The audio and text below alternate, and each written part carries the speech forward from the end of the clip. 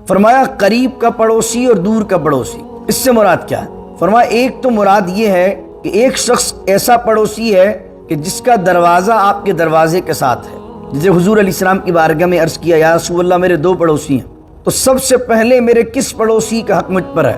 تو حضور علیہ السلام نے فرمایا جس کا دروازہ تیرے دروازے کے قریب ہو، سب سے پہلا حق اس کا ہے کہ تو سب سے پہل احسان کرنے میں، بھلائی کرنے میں اس کے ساتھ کرے. تو یہاں پر وہ جو فرمایا پڑوسی قریب کا اور پڑوسی دور کا، اس سے مراد یہ ہے جس کا دروازہ قریب ہے وہ قریب کا پڑوسی، اور جو دور کا پڑوسی. اب یہ پڑوس کہاں تک جاتا ہے؟ تو صحابہ کرام سے مختلف اقوال منقول ہیں کہ کم از کم 40 گھر تک جو ہے وہ آدمی کا پڑوس رہتا. الگ الگ اقوال ہیں. تو صحابہ کرام رضوان اللہ علیہم اجمعین سے ملتا ہے کہ 40 گھرانے تک قریب قریب آگے پیچھے دائیں بائیں یہ سارا آدمی کا پڑوس ہوتا ہے. اللہ اکبر. تو ان کے ساتھ بھی اللہ نے حسن سلوک کا حکم دیا. والجار ذی القربہ، ایک پڑوسی وہ ہے کہ جو پڑوسی ہے لیکن ساتھ ساتھ آپ کا رشتہ دار بھی ہے. تو اب رشتے کتنے بن گئے، حق کتنے بن گئے اس کے؟ بسم اللہ الرحمن الرحیم. رب اشرح لی صدری ویسر لی امری واحلل عقدۃ من لسانی یفقهوا قولی. اللهم صل علی سیدنا ومولانا محمد معدن الجود والکرم وآلہ وصحبہ وبارک وسلم. واعبدوا اللہ ولا تشرکوا به شیئا وبالوالدین احسانا وبذی القربى والیتامى والمساکین والجار ذی القربى والجار الجنوب والصاحب بالجنب وابن السبیل وما ملکت ایمانکم ان اللہ لا يحب من كان مختالا فخورا. صدق اللہ مولانا العظیم. سورہ نساء کی آیت نمبر 36 ہے. اللہ رب العزت ارشاد فرماتا ہے کہ اور عبادت کرو اللہ کی اور اس کے ساتھ کسی چیز کو شریک نہ کرو.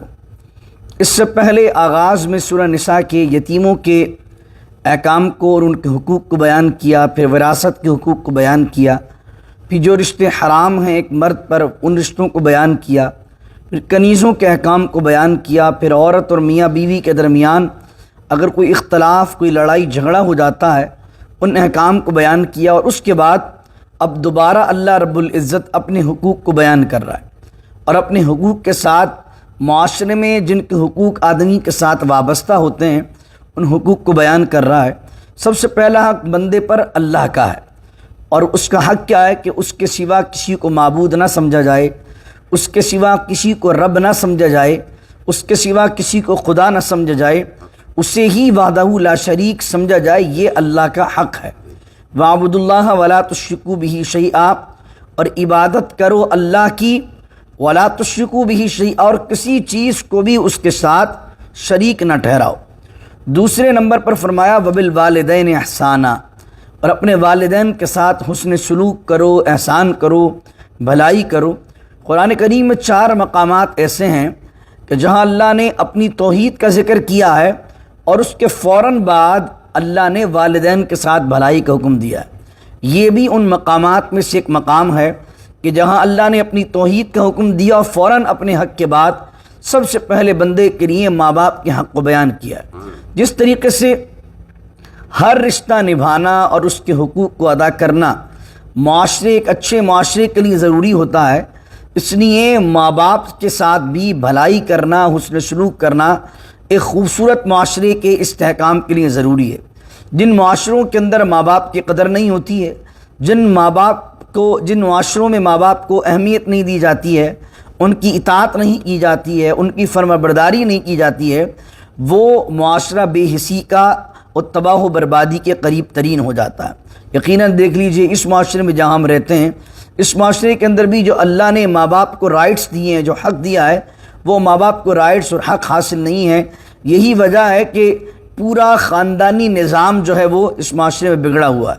اور جہاں جہاں پر بیٹی کو بیٹی کا حق ملے، بیوی کو بیوی کا حق ملے، شوہر کو شوہر کا حق ملے، ماں باپ کو ماں باپ کا حق ملے، جہاں جہاں جن جن معاشروں کے اندر یہ رائٹس ادا کیے جاتے ہیں جو فیملی سسٹم کے تحت آتے ہیں، وہاں ایک بہترین خاندانی نظام قائم ہو جاتا ہے، خاندانی سسٹم وجود میں آ جاتا ہے. اللہ نے فرمایا وَبِذِي الْقُرْبَى، اور تیسرے نمبر پہ فرمایا تمہارے قرابت دار. احساناً کا جو لفظ ہے اب یہ تمام لوگوں کے درمیان آتا جائے گا. تیسرے نمبر پہ اس آیت نے فرمایا اور حسن سلوک کرو اپنے قرابت داروں کے ساتھ. اپنے رشتہ داروں کے ساتھ۔ نبی کریم صلی اللہ علیہ وسلم نے فرمایا اگر تم چاہتے ہو کہ تمہاری عمر بڑھے اور اگر تم چاہتے ہو کہ تمہاری روزی بڑھے تو تمہیں چاہیے کہ تم اپنے رشتہ داروں کے ساتھ صلہ رحمی کرو۔ صلہ رحمی کا مطلب کیا ہے؟ ان سے رشتوں کو جوڑو، ان سے رشتوں کو نبھاؤ۔ اگر تمہارے رشتہ داروں کو کسی موقع پر مالی لحاظ سے یا ہمدردی کے لحاظ سے تمہاری ضرورت پڑے تو ان کے ساتھ ہمدردی والا معاملہ کرو، اور اگر اللہ نے تمہیں نوازا ہوا ہے تو ان کی مالی معاونت بھی کرو۔ چوتھے نمبر پہ فرمایا والیتامہ، اور یتیم جو تمہارے معاشرے کے اندر ہیں، وہ محروم بچے جن کے ماں باپ دونوں یا ماں باپ میں سے ایک نابالغی کی حالت میں وہ موجود تھے اور ماں باپ میں سے دونوں یا ایک چلا گیا، تو اللہ کہہ رہا والیتامہ، اس محروم طبقے سے، والیتامہ ان کے ساتھ بھی تم بھلائی کرو، حسن سلوک کرو، احسان کرو۔ پھر فرمایا والمساکین، اور مسکین لوگوں کے ساتھ، نادار لوگوں کے ساتھ، محتاج لوگوں کے ساتھ، ان کے ساتھ بھی حسن سلوک کرو۔ والجار ذی القربہ، جار کہتے ہیں پڑوسی کو اور جوار کہتے ہیں پڑوس کو۔ ہم کہتے ہیں اللہ تعالیٰ اپنے جوار رحمت میں انہیں جگہ دے، تو جوار رحمت سے مراد کیا ہے؟ رحمت کے پڑوس میں جگہ دے، حضور کے جوار میں ہمیں جگہ ملے، قیامت کے دن جنت الفردوس میں، یعنی حضور کے پڑوس میں جگہ ملے۔ تو جار کا معنی ہے پڑوس، پڑوسی۔ والجار ذی القربہ، اور احسان کرو، بھلائی کرو اس پڑوسی کے ساتھ جو تمہارا قرابت دار ہو، یہ تمہارے قریب ہو۔ والجار الجنوبی، اور اس پڑوسی کے ساتھ بھی احسان کرو جو اجنبی ہو۔ اب ان دونوں چیزوں سے تین علماء نے معنی مراد لی۔ فرمایا قریب کا پڑوسی اور دور کا پڑوسی، اس سے مراد کیا ہے؟ فرمایا ایک تو مراد یہ ہے کہ ایک شخص ایسا پڑوسی ہے کہ جس کا دروازہ آپ کے دروازے کے ساتھ ہے۔ جسے حضور علیہ السلام کی بارگاہ میں عرض کیا یا رسول اللہ میرے دو پڑوسی ہیں، تو سب سے پہلے میرے کس پڑوسی کا حق مجھ پر ہے؟ تو حضور علیہ السلام نے فرمایا جس کا دروازہ تیرے دروازے کے قریب ہو، سب سے پہلا حق اس کا ہے کہ تو سب سے پہل احسان کرنے میں، بھلائی کرنے میں اس کے ساتھ کرے۔ تو یہاں پر وہ جو فرمایا پڑوسی قریب کا اور پڑوسی دور کا، اس سے مراد یہ ہے جس کا دروازہ قریب ہے وہ قریب کا پڑوسی، اور جو دور کا پڑوسی، اب یہ پڑوس کہاں تک جاتا ہے؟ تو صحابہ کرام سے مختلف اقوال منقول ہیں کہ کم از کم 40 گھر تک جو ہے وہ آدمی کا پڑوس رہتا، الگ الگ اقوال ہیں۔ تو صحابہ کرام رضوان اللہ علیہم اجمعین سے ملتا ہے کہ 40 گھرانے تک قریب قریب، آگے پیچھے دائیں بائیں، یہ سارا آدمی کا پڑوس ہوتا ہے۔ اللہ اکبر۔ تو ان کے ساتھ بھی اللہ نے حسن سلوک کا حکم دیا ہے۔ اچھا، دوسرا جو معنی کیا ہے وہ معنی کیا ہے والجار ذی القربہ۔ ایک پڑوسی وہ ہے کہ جو پڑوسی ہے لیکن ساتھ ساتھ آپ کا رشتہ دار بھی ہے۔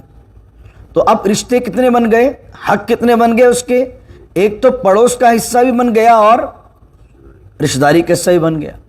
تو اب اس پڑوسی کے ساتھ زیادہ بھلائی کرنا چاہیے۔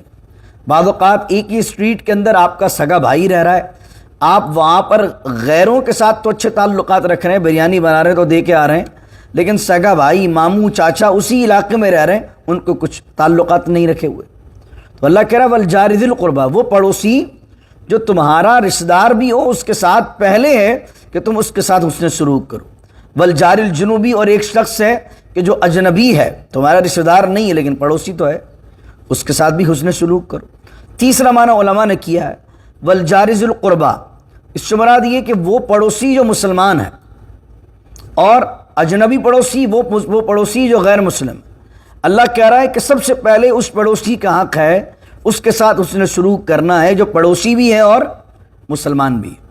والجار الجنوبی، لیکن اگر آپ ایسے علاقے میں رہتے ہیں کہ کوئی پڑوسی مسلمان نہیں ہے، آپ کی پوری اسٹریٹ کے اندر یہودی ہیں، عیسائی ہیں، ہندو ہیں، سارے یہ لوگ پڑوسی موجود ہیں، تو ان کے ساتھ بھی آپ کو حسن سلوک کرنا ہے، ان کے ساتھ بھی بھلائی کرنی۔ نبی کریم صلی اللہ علیہ وسلم نے فرمایا جبرائیل اتنے حقوق لے کر پڑوسی کے نازل ہوئے کہ مجھے یہ احساس ہونے لگا کہ کہیں پڑوسی کا وراثت میں بھی حصہ نہ بن جائے۔ اتنے رائٹس اللہ نے پڑوسیوں کے بنائے، تو اس لیے ہم اس معاشرے میں رہتے ہیں، تو یہ ضروری نہیں ہے کہ ہمارا پڑوسی مسلمان ہوگا تو ہم بھلائی کریں گے۔ ہمارے پڑوس میں اگر کرسچنز رہتے ہیں، ہمارے پڑوس میں اگر یہودی رہتے ہیں، ہمارے پڑوس میں کوئی کسی اور مذہب کا ماننے والا رہتا ہے، تو ہمیں اس کے ساتھ اخلاقی رویہ اپنانا چاہیے، ہمیں اس کا خیال رکھنا چاہیے، اگر کسی معاملے میں اسے ضرورت پیش آئے ہمیں اس کے ساتھ بھلائی کرنا چاہیے۔ اس کے ساتھ ہوگا کیا کہ ایک اسلام کا اچھا ایمیج اس کے سامنے جائے گا۔ آپ نے پڑوسی بن کر اگر اسے تنگ کیا، پریشان کیا، تو ہوگا کیا کہ وہ ایک مسلمان سے بدظن ہوگا تو کئی مسلمانوں سے، یہاں تک کہ اسلام سے ہی بدظن ہو جائے گا۔ تو یہاں پر اللہ نے فرمایا والجار ذی القربہ۔ اب یہاں پر علماء نے فرمایا اب تین چیزیں، ایک پڑوسی مسلمان بھی ہے، پڑوسی بھی ہے، اور تیسری بات آپ کا رشتہ دار بھی ہے۔ یہ تو ایک بندے میں تین رائٹس آ گئے نا، پڑوسی کا بھی رائٹ، مسلمان کا بھی رائٹ، اور رشتہ داری کا بھی رائٹ۔ تو اس کے ساتھ تو اور بھلائی کرنی ہے۔ تو آج کے معاشرے کے اندر رشتے نبھانے کا تصور ختم ہو گیا ہے۔ آج کل یہ چاچا، یہ ماما، یہ پھپھو، یہ خالہ، یہ بڑے اہم رشتے ہیں اسلام میں۔ اسلام ایک معاشرے میں ان رشتوں کو بڑی اہمیت دیتا ہے۔ خاندان کی بڑی اہمیت ہوتی ہے۔ ہمارے ہاں لوگ ذرا سا پیسہ آتے ہیں اپنے خاندان سے کٹ آف ہو جاتے ہیں۔ خاندان کی بڑی ویلیو ہے اسلام کے اندر، یہ رشتے اللہ نے بنائے۔ ماما آپ آسمان سے بنا کر لے کر آئے، خود بنایا آپ نے؟ یہ ماما اللہ نے بنایا آپ کا۔ جس ماں کے بطن میں اللہ نے آپ کو رکھ دیا، اس کا بھائی آپ کا ماموں ہے، چاہے آپ مانو کہ نہیں مانو۔ جس باپ کی اولاد اللہ نے آپ کو بنا دیا، اس باپ کا جو بھائی ہے وہ آپ کا چاچا، مانو نہیں مانو۔ تو یہ چاچا، یہ پھپھو، یہ خالہ، آج کل میمز بنتے ہیں فیس بک پر، سوشل میڈیا پر۔ استغفر اللہ العظیم، پھپھو کا جو تصور ہے، وہ پھپھو کو معاذ اللہ دشمن تصور کیا جاتا ہے، اس پہ لطیفے بن رہے ہوتے ہیں۔ اور آج کل جو نوجوان نسل ہے وہ پھپھو، چاچا، تایا اور کبھی کبھی ماما بھی، ویسے زیادہ تر پھپھو اسپیشلی ٹارگٹ کی جاتی ہے کہ جیسے پھپھو ہوتی ہی گھر میں فساد ڈالنے والی ہے، خالہ معاذ اللہ، اس طرح سلسلے ہوتے ہیں۔ تو یہ کفار اسلامی معاشرے میں ایسی چیزیں ڈالنا چاہتے ہیں کہ ہم بھی ان کی طرح ہو جائیں۔ یہ ان کو اپنے ماں باپ کا احساس نہیں ہے، تو خالہ، ماما، چاچا تو بہت بعد میں آتے ہیں۔ جس قوم کو اپنے ماں کا احساس نہیں، جو قوم اپنے باپ کی نہیں سنتی، وہ چاچا کی کہاں سنے گی، وہ تایا کی کہاں سنے گی؟ لیکن اسلام ان رشتوں کو اہمیت دیتا ہے۔ تو اپنے بچوں کو بتائیے کہ بیٹا یہ تمہارے چاچا ہیں، ان کا ادب کرنا ہے۔ یہ تمہاری پھپھو آئی ہیں گھر پر، تو جو تمہاری ایکٹیویٹیز ہیں، کھیلنے جانا ہے، بعد میں جانا ہے، پھپھو آ رہی ہیں آج گھر پر، تمہیں گھر پہ رہنا ہے۔ آج خالہ کی ہم نے دعوت کی ہے تو تمہیں ان کے گھر پر رہنا ہے۔ آج خالہ کی طبیعت ٹھیک نہیں ہے، ان کے گھر پر ہمیں ان کی تیمارداری کرنے جانی ہے۔ ماموں کی پریشان ہے، ماموں کے میں ہیلپ کرنے جانی ہے۔ یہ بچوں کو سکھانا ہے۔ آپ خود تو رشتے نبھا رہے ہوتے ہیں، بچے کھیلنے کودنے میں لگے ہوئے۔ بھائی آپ مر جائیں گے، وہ آپ کے پیچھے وہ رشتے نبھائیں گے نہیں۔ اگر آپ چاہتے ہیں کہ آپ کی بچے بھی فیملی اورینٹڈ ہوں تو ان کو ان تمام چیزوں میں انوالو کیجیے۔ اگر خالہ کے گھر پہ کوئی گفٹ بھجوانا ہے، بچے کے ہاتھ بھجائیے۔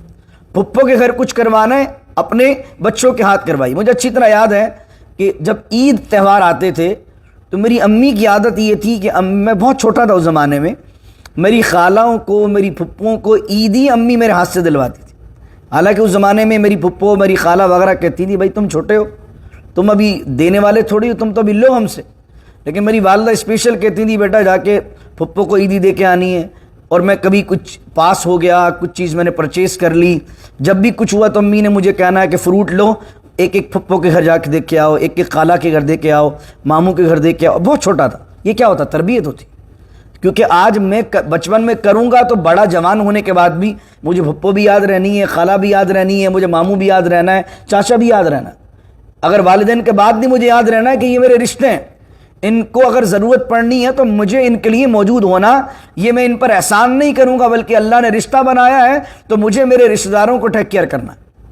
تو یہ ذہنیت ہمیں اپنے بچوں میں دینی چاہیے، جو کہ اس معاشرے میں معذرت کے ساتھ ہم نہیں دے رہے۔ ہم کچھ بھی اپنے بچوں کی تربیت صحیح طرح نہیں کر رہے، اور پھر آپ یہ دیکھیں گے کہ یہ چیزیں ابھی آپ کو احساس نہیں ہوگا۔ جب عمر کا آخری حصہ آتا ہے، دم نکلنے والا ہوتا ہے، اور اولاد جوان ہو کر بے فکر و بے پرواہ ہوتی ہے، پھر آدمی اندر سے دن بدن ٹوٹ رہا ہوتا ہے کہ یار میں نے اپنی اولاد کو کیا سکھایا۔ تو اللہ کہہ رہا ہے کہ اپنے رشتہ دار جو قریب ہیں، پڑوسی بھی ہیں، ان کا بھلائی کرنی ہے، پڑوس کے لوگ ہیں ان کے ساتھ بھی بھلائی کرنی ہے۔ اور پھر کتنی خوبصورت بات یہاں کی، آج صبح جب میں آیت پڑھ رہا تھا تو بار بار یہ بات ذہن میں آ رہی تھی کہ اسلام نے ایک بہترین سوسائٹی کی تشکیل کے لیے کسی پہلو کو نہیں چھوڑا۔ فرمایا والصاحب بالجنب، اور تمہارا وہ ساتھی جو تمہارے پہلو میں ہو۔ اس کا ترجمہ جب کیا علماء نے تو اس کے ترجمے میں لکھا جو تمہارا ساتھی ہم مجلس ہو، اس کے ساتھ بھی احسان کرو۔ اب ایک تو رشتہ دار ہے جس کے ساتھ آپ کا ہمیشگی کا رشتہ ہے، ایک پڑوسی ہے جس کا آپ کا ٹیمپریری رشتہ ہے، جب تک آپ اس علاقے میں آپ کو پڑوسی، علاقہ چھوڑ دیا اب پڑوسی نہیں رہا، آپ کوئی اور پڑوسی بن گیا۔ ایک پڑوسی وہ ہے، ایک صاحب وہ ہے جو جم مانے پہلو، ایک وہ پڑوسی ہے جو تھوڑی دیر کے لیے پڑوسی ہے۔ جیسے آپ ہندوستان پاکستان جا رہے ہیں، 12-14 گھنٹے کی فلائٹ ہے آپ کی، برابر میں ایک بندہ بیٹھ گیا آپ کے، یہ ہے پہلو کا دوست۔ اللہ کہہ رہا ہے یہ جو ساتھ میں بیٹھا ہے تھوڑی دیر کے لیے، اس کے ساتھ بھی حسن سلوک کرو۔ ہمارے ہاں اس لحاظ سے لوگ سر پہ آنکھیں رکھ لیتے ہیں، جو ساتھ میں یہاں آ رہا ہے اس کے بیگیج کا مسئلہ ہے، کچھ مسئلہ ہے، اس کے ساتھ بھلائی نہیں کریں گے، اس کو پریشان کریں گے۔ کوئی ساتھی سفر میں ہے اس کو پریشان کریں گے، کوئی نمازی نماز میں ساتھ بیٹھا ہوا ہے، اگرچہ 10 منٹ کے لیے آپ کے ساتھ بیٹھا ہے، تو اللہ کہہ رہا ہے وہ جو 10 منٹ کے لیے بھی آپ کے ساتھ بیٹھا ہے اس کے ساتھ حسن سلوک کرو۔ اب آپ سوچئے ایک بندہ رشتہ داروں کے ساتھ حسن سلوک کر رہا ہے، پڑوسیوں کے ساتھ حسن سلوک کر رہا ہے، اور جو 5 منٹ کے لیے ساتھ بیٹھا ہے اس کے ساتھ بھی حسن سلوک کر رہا ہے، تو بتائیے جس معاشرے کے اندر یہ چیزیں ہوں گی وہ معاشرہ کتنا خوبصورت ہوگا۔ ہر بندہ اپنے برابر والے کے ساتھ جو 5 منٹ کے لیے بھی رشتہ جس سے بنا ہے اس سے مسکرا کے ملے گا، السلام علیکم بھائی کیسے ہیں، کیا حال ہے، پریشان تو نہیں ہے۔ کوئی سفر کے اندر ساتھ ہے، جہاز میں آپ نے ٹریول کیا، آپ کو پتہ ہے 4-4 گھنٹوں کی فلائٹ کے اندر برابر کے اندر اگر کوئی بندہ ایسا بیٹھ جائے پاگل آدمی، تو پورے سفر کے ستیہ ناش کر دیتا ہے۔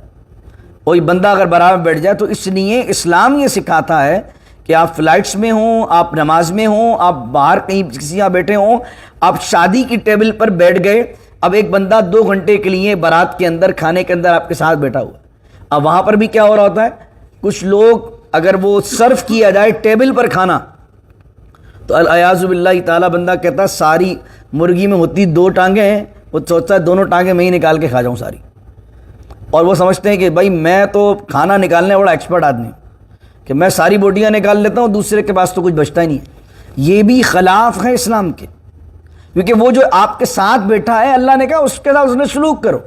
آپ یہ کہنا وہ میرا رشتہ دار نہ میرا کوئی جاننے والا، اللہ کہہ رہا بھائی وہ جو تمہارے پہلو میں بیٹھا ہے کچھ دیر کے لیے اس کا بھی رائٹ ہے۔ تو اس طرح جب یہ بفے سسٹم ہوتا ہے تو بفے سسٹم میں تو الامان والحفیظ، ٹیبل کے اوپر اگر کھانا آ جائے جس طرح ہمارے ممالک میں ہوتا ہے تو وہاں تو کیا ہوگا 6-7 بندے ہی ٹیبل پر ہوں گے نا، تو کچھ نہ کچھ تو خرچن بچی جائے گی۔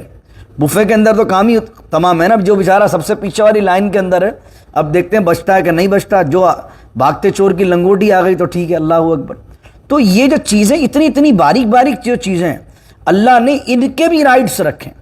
اس سے کیا ہوگا، اب آپ سوچئے ہر بندہ یہ تصور کر لے کہ مجھے کسی جگہ دعوت میں جانا ہے، دوسرے کو موقع دینا ہے، دوسرے کو موقع دینا ہے، تو جب ہر ایک بندہ دوسرے کو موقع دینے کی سوچے گا تو بڑے خوبصورت طریقے سے دعوت ہو جائے گی، بڑے خوبصورت طریقے سے ٹریول ہو جائے گا، بڑے خوبصورت طریقے سے کاروبار ہو جائے گا، بڑے خوبصورت طریقے سے نمازیں ہو جائیں گی۔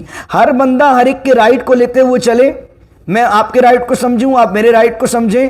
جب ہم ایک دوسرے کے حقوق سمجھیں گے تو جھگڑا کہاں ہے، فساد کہاں ہے۔ پھر آگے فرمایا اور اگلا حق کس کا، وابن السبیل، راستے کے بیٹے کا۔ اب راستے کے بیٹا کون ہوتا ہے، اس سے مراد یہ ہے مسافر۔ وابن السبیل، مسافر کا بھی اللہ نے حق رکھا، اس کے ساتھ بھی بھلائی کرو۔ اگر مسجد میں کوئی شخص آ جاتا ہے تو اگر وہ کہتا ہے کہ بھائی میں 2 دن کے لیے جو ہے وہ یہاں پر مسافر ہوں، تو کیا میں صبح صبح یہاں پر آ جایا کروں، یا مسجدوں کے اندر اب تو حالات ٹھیک نہیں ہے، فتنہ ہے، فساد ہے، ورنہ ایک زمانہ مسلمانوں پر یہ گزرا ہے کہ رات کو مغرب کی نماز کے بعد، عشاء کی نماز کے بعد نمازی اعلان کرتے تھے کہ یار آپ نمازیوں میں کوئی مسافر تو نہیں ہے، تو کوئی بندہ کہتا تھا یار ہم 4 مسافر ہیں یا ہم 2 مسافر ہیں، تو مسلمان اگر گھر بڑا ہوتا تھا انہیں گھر لے آتے تھے، ان کا رات کا کھانا بھی کرتے، ان کو کھانا کھلاتے، یہ مسافروں کی ٹکر۔ بعض اوقات کچھ لوگ ہماری مسجد کے اندر بھی 1-2 دفعہ مسافر آئے، ہم نے ان کی تحقیق بھی کر لی، لیکن ہم ان کو کہنے لگے بھائی آپ بیٹھ جاؤ، دوسرا بندہ بولا بھائی تو یہاں کا کرا، بھگا دیا اس کو۔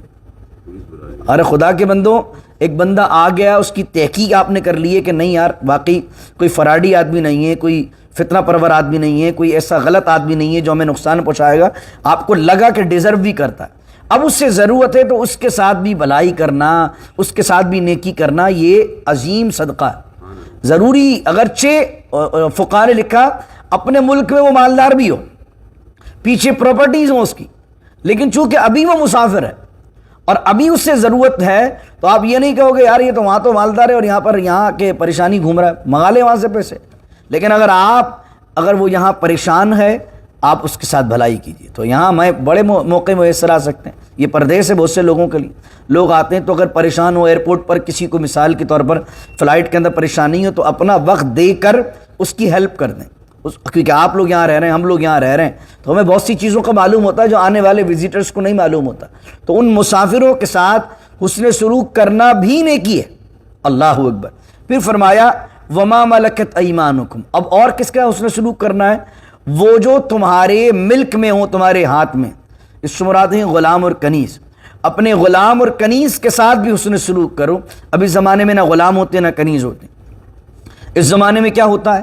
اس زمانے میں ہمارے ممالک میں یہاں تو آدمی افورڈ ہی نہیں کر پاتا, بہت سی جگہ اکثریت افورڈ ہی نہیں کر سکتی کہ یہاں پر جو ہے وہ ہمارے ممالک میں تو ڈرائیور الگ ہوتا ہے, چوکیدار الگ ہوتا ہے, کپڑے دھونے والی الگ ہوتی ہے, صفائی کرنے والی الگ ہوتی ہے.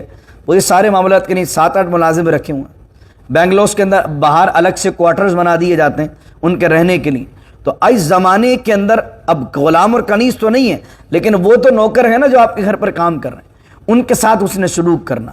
ان کو یہ کہ بچا ہوئی روٹی دے رہے ہیں, باسی روٹیاں دے رہے ہیں, خراب کھانا دے رہے ہیں, الٹے سیدھے کپڑے دے رہے ہیں. نبی کریم علیہ السلام نے غلام و کنیزوں کے بارے میں فرمایا جو تم خود کھاؤ انہیں کھلاؤ, جو خود پہنو انہیں پہناؤ.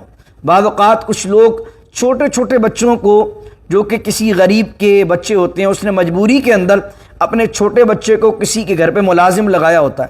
ان ملازم بچوں کو بڑے بڑے ریسٹورنٹ میں لے کے جاتے ہیں اور وہاں باہر کھڑا کر دیتے ہیں اس ملازم کے بچے کو یا ملازم کو, اور ساری فیملی اندر پزا کھا رہی ہے, ساری فیملی اندر بہترین کھانا کھا رہی ہے, اور وہ بیچارہ بے حسی اور مجبوری کے عالم میں حسرت کی نگاہ سے کسی غریب کا بچہ کھانا کھاتے ہوئے دیکھتا ہے.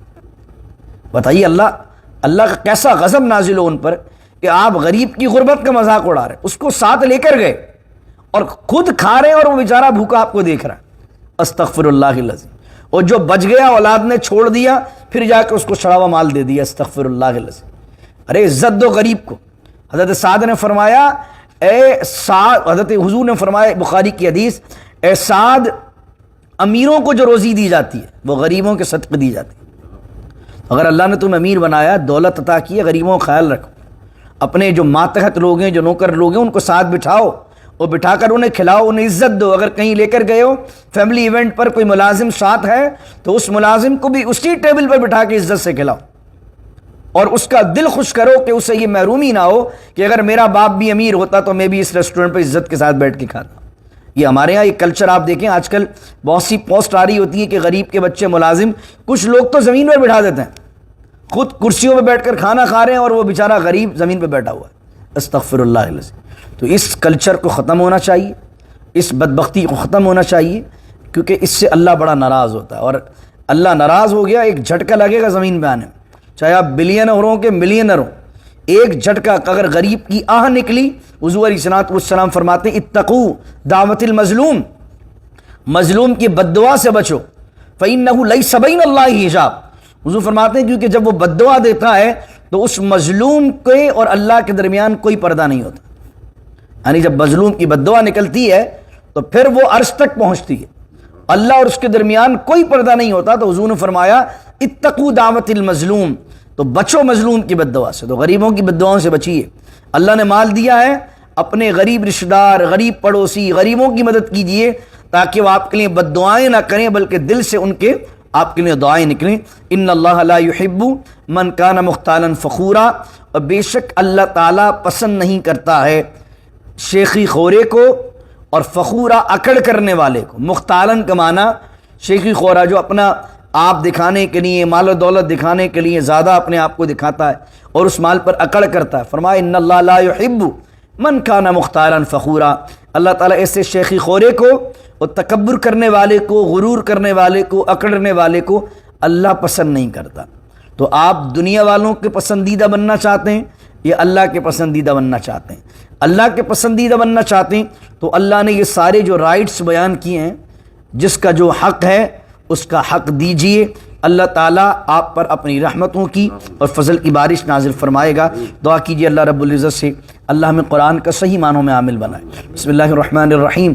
الحمدللہ رب العالمین والصلاة والسلام على أشرف الأنبياء والمرسلين ربنا ظلمنا أنفسنا وإن لم تغفر لنا وترحمنا لنكونن من الخاسرين رب اجعلني مقيم الصلاة ومن ذريتي ربنا وتقبل دعاء ربنا اغفر لي ولوالدي وللمؤمنين يوم يقوم الحساب إن الله ملائكته يصلون على النبي يا أيها الذين آمنوا صلوا عليه وسلموا تسليما اللهم صل على سيدنا ومولانا محمد معدن الجود والكرم وآله وصحبه وبارك وسلم سبحان ربك رب العزة عما يصفون وسلام على المرسلين والحمد لله رب العالمين لا إله إلا الله.